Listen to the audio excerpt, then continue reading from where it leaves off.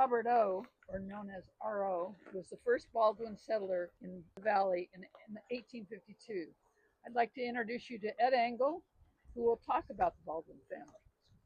Okay, so Robert or R.O. was a really one of the first movers and shakers in the Danville area. He was a very shrewd and opportunistic young man. His story starts in a farm in Ohio. He was born one of 10 children. And when he was 22 years old, obviously there weren't going to be very many opportunities for a guy that's 22 years old on a small farm. So he got together with, there were 8 young men that got together. And as young men in the Midwest at that time, you go west, right? So he got 8 guys together, including his brother and his best friend, Charles Meese. And Charles Meese is buried up in the next lot. They were together pretty much their whole lives. So they got together and started out from Missouri in March of 1850.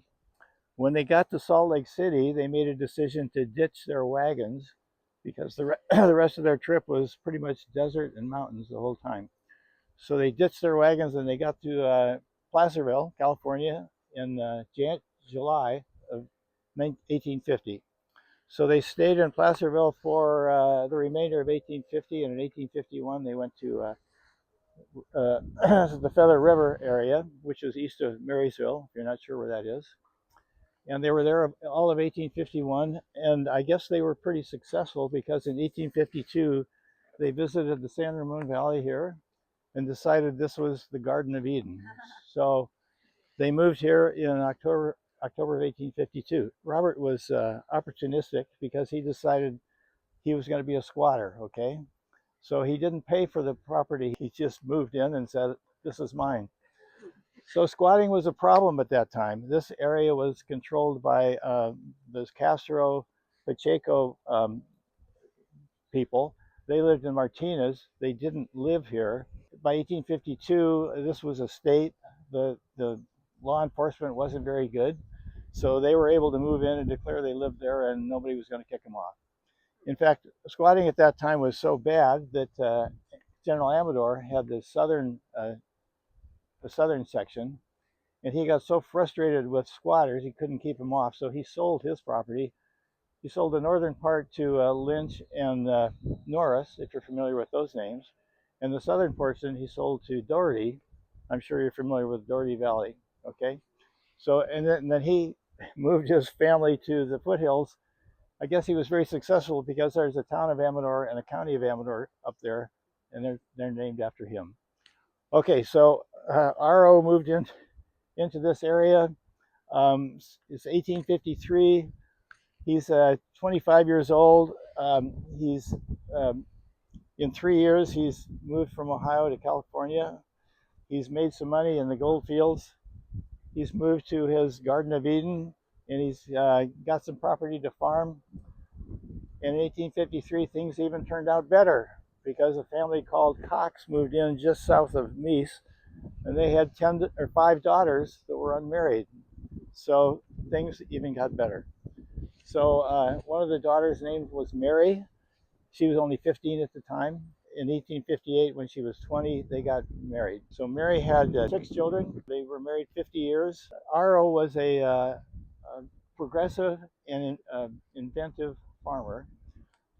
When he moved into the farm, he grew wheat, and wheat was a great crop to raise here. You know, if you look up in the hills, there's still wild wheat growing up there, right? You plant it in the fall, rains a little bit, the stuff sprouts and sits there all winter long. And in the late winter and early spring, it rains and the weather warms up.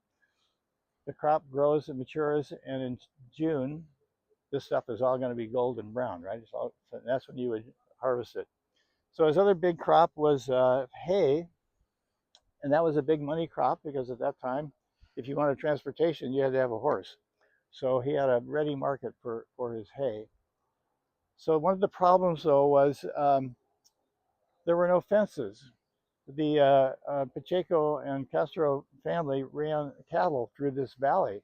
So if you're raising hay or wheat, you're not going to have a very good crop if you've got animals running through eating your crop.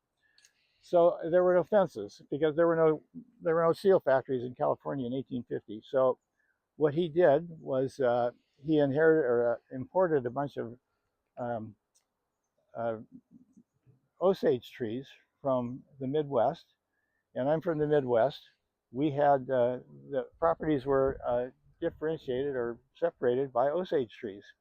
So he got a bunch of Osage seeds, planted them. They make a great fence. They grow very fast. You can, if you have a hedge made out of Osage trees, it's almost impenetrable. So a large animal is not going to get through an Osage hedge. So anyway, that's what he used for fencing. So he started with 165 acres, and by the time he quit farming in the late 1800s, he farmed over 800 acres. The other thing he did was what was going on in the 1850s was farmers started to plant fruit and nut trees. You just heard about all the walnut trees. So if you're a farmer and you can plant a tree and get a crop for 25 years without having to plow the field, that's a great deal, okay? So he planted fruit and nut trees during that period. Okay, so I want to talk a little bit about his civic duties or civic things. He was a real civic booster, okay? So he wrote newspaper articles for the local newspaper talking about how great the valley was. He was a trustee of the local Danville Grammar School. He was a trustee for the Presbyterian Church. He was the president of the San Ramon Valley Bank for a while. And probably his biggest contribution was he got the railroad built. He helped get the railroad built. He was a committee that was formed of the various farmers, and they went around to all the people who would have been involved in the right-of-way for the railroad and got them to either donate their piece of their property or sell for a very small amount so that the railroad could be built. And the railroad then was built in 1891, and because he had been very influential in getting that built, they made a stop for him called Osage Station. And if you're familiar with Osage Park or Baldwin School or Baldwin Drive, that's his legacy, okay? He was a very influential guy at the time. And he ended up dying in 1908, and his wife died in 1914, and they are buried here.